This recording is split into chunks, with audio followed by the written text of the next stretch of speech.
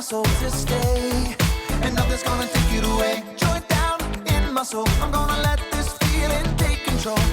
Whatever comes my way, I'll be okay, 'cause I've got joy. Oh, I've got joy.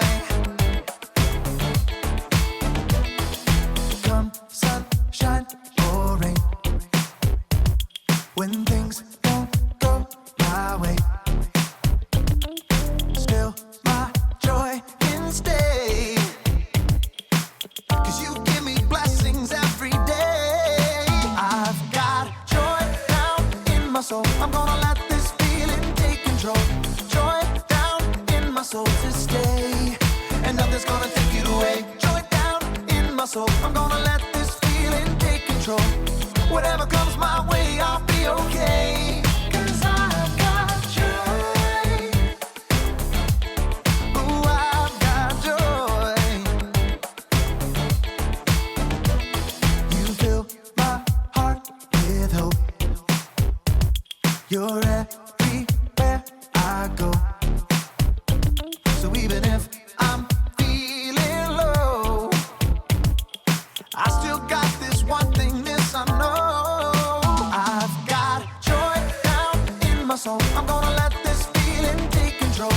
Joy down in my soul to stay, and nothing's gonna take it away. Joy down in my soul, I'm gonna let this feeling take control. Whatever comes my way, I'll be okay, 'cause I've got joy. Oh, I've got joy. Every new sunrise gonna fix my eyes on the one who never fails. I'm gonna make some noise 'cause you give me joy, and it's never ever going away. Every new sunrise gonna fix my eyes on the one who never fails. I'm gonna make some noise 'cause you give me joy, and it's never ever going away. Whoa, 'cause I've got joy. Ooh, I've got joy, yeah. 'Cause I've got joy. Whatever comes my way, I'll be okay. Oh, I've got joy.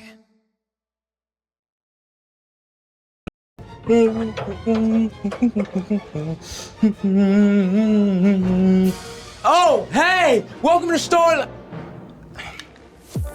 Hey, welcome to Story Lab.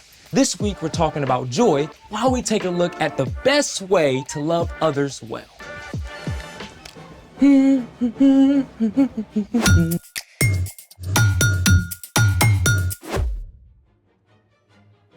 Hey, I'm Zeke. And that's Carter. And we're talking about joy, which is choosing to celebrate what God is doing.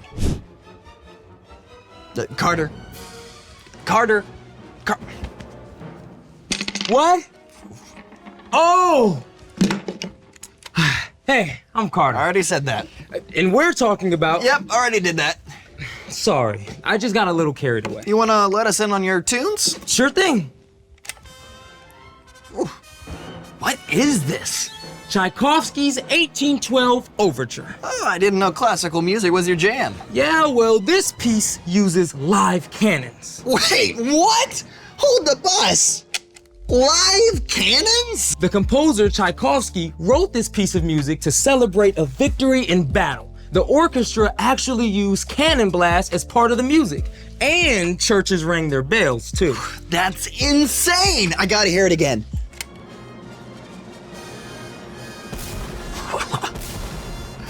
Ah.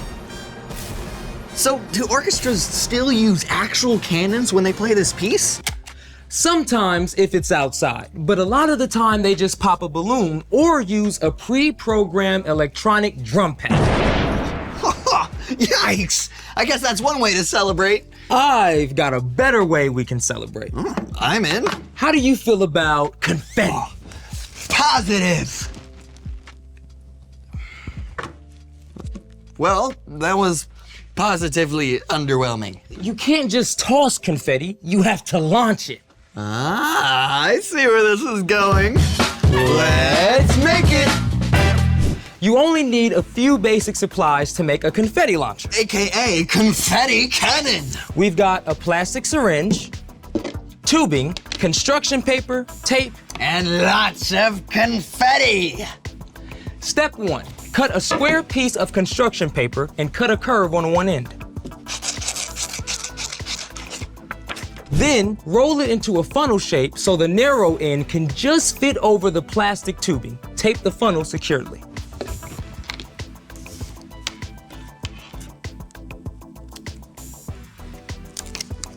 Thank you. Step 2. Put the funnel over the end of the plastic tubing and tape it in place. You want to make sure that the seal is airtight. Okay, whew, ready for confetti? Oh, hey, that rhymes. Ready for confetti with a Yeti who likes spaghetti? Yes, ready. All right.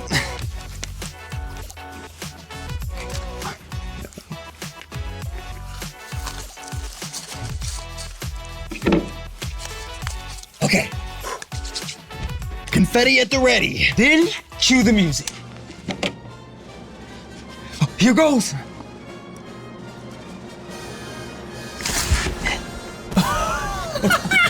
That was great. That was amazing.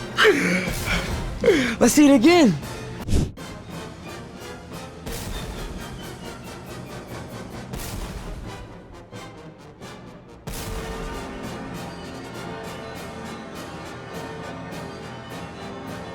When the plunger is pressed, it compresses air inside the syringe. The compressed air is forced out of the syringe and through the plastic tubing, releasing the confetti. This is way cool. Can we share this with someone else? Speaking of sharing, it's time for The story before the story. Today we're in the book of Romans, the 6th book of the New Testament. Romans is a letter written by the Apostle Paul to the believers in, you guessed it, Rome. Paul had never met these Jesus followers, but he prayed for them often and hoped to visit soon. In this letter, written while Paul was in Corinth, he encourages the believers. He clearly lays out God's grace in sending Jesus to set us free, Because of what Jesus has done for us, we can show God's love to others. which is where our story starts. Take it away. Hey everyone, I'm Brian. The Apostle Paul traveled all over, sharing the good news about Jesus. Now, Paul covered a lot of ground, but still, he couldn't be everywhere all at once. So, when Paul started hearing about the believers in Rome, he sat down and wrote them an epic letter. I, Paul, am writing this letter. I serve Christ Jesus. I've been appointed to be an apostle. God set me apart to tell others his good news. Paul went on to detail how those who follow Jesus are set free from sin, from the wrong things they've done. And because of that, their lives can begin to look different. Don't live the way this world lives. Let your way of thinking be completely changed. And as we follow Jesus, God begins to change the way we think. And it starts to play out in how we treat the people around us. Love one another deeply. Honor others more than yourselves. Then Paul got down to the nitty-gritty, what loving others can really look like. Be joyful with those who are joyful. Be sad with those who are sad. Short and simple, right? But let's take a closer look. Be joyful with those who are joyful. Be sad with those who are sad. There's a big word that relates to both of these things. Empathy. Empathy means that you are aware of how someone else is feeling, and you can imagine what it might be like to be in their position. Another way to say this is putting yourself in someone else's shoes. Okay, that doesn't mean actually putting on someone else's shoes, but you can use your imagination to think about how you would feel if what happened to them happened to you. It can help you be a really good friend. When Paul told us to be joyful with those who are joyful and sad with those who are sad, he simply meant we can love others well by showing empathy. But that's not always easy. I mean, maybe your friend is really excited about their math grade, even though it doesn't seem like a big deal to you. You can think about how hard your friend worked to get that grade and share the excitement with them. You totally rocked that test. Sometimes it means celebrating someone even if they got something you didn't. It might be that your big brother got picked for the traveling team and you didn't. I mean, that is hard, right? Of course you're disappointed, but instead of dragging your brother down, you can still congratulate your brother and choose to be happy for him, even while you're still sad for yourself. Way to go. You totally deserve this. Now, let's look at the flip side. Be sad with those who are sad. Now, honestly, when a friend is sad or upset, it can feel uncomfortable. I mean, you just want them to be happy again. But sometimes the very best thing you can do is just be with them and let them know that you see how they feel. I'm really sorry this happened to you. I'd be sad too.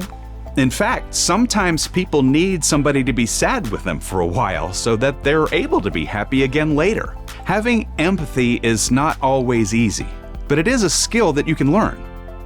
Start by paying attention to your friends' faces. If they're looking up or looking down, if they seem nervous or excited or bummed out. Reading and watching stories about people who are different from you is also a great way to practice putting yourself in somebody else's place. The more you learn to put yourself in someone else's shoes, the more you'll be able to show God's love to others, as Paul encouraged the Romans. Be joyful with those who are joyful. Be sad with those who are sad. The end. Whew. Paul left us with some pretty big shoes to fill. Shoes, huh? I see what you did there. I just love that we get to use our imaginations to put ourselves in someone else's place. Yeah, creativity, empathy, and joy, all in one. So, what's our part in the story? Our job is super simple. Practice empathy. Practice celebrating when someone you know is happy. And practice listening and being present when they're sad. If your friend makes it to the top of the rock climbing wall or decorates their first cake, Cheer them on. make a big deal of it. But if they just scraped their knee or found out they have to move away, you should be there with them just to be sad with them. Sometimes just being present with someone is the best thing you can do. That's absolutely right. Choosing to be with somebody in their sadness might even help them to be able to find joy, even if it's not right away. If empathy doesn't feel easy, ask God for help. Because empathy is God's idea. Exactly. And when we follow Jesus, we can learn to see and respond to others like Jesus. See you next time. So, here's the thing. You can help others find joy. And confetti is a great way to start. So I supersized the cannon. You ready? I'm ready. Okay. 3, 2, 1. Look at it! It's everywhere. I feel the joy, One more bro. in. Whoa! There it goes. Oh, look at it. Oh. Now maybe we should empathize with whoever has to clean this up. You mean like us? Oh. Right. Thanks for joining us in the Story Lab. See you next time. I got the floor. I'm gonna go to the bathroom right quick. I'll be right back. Okay.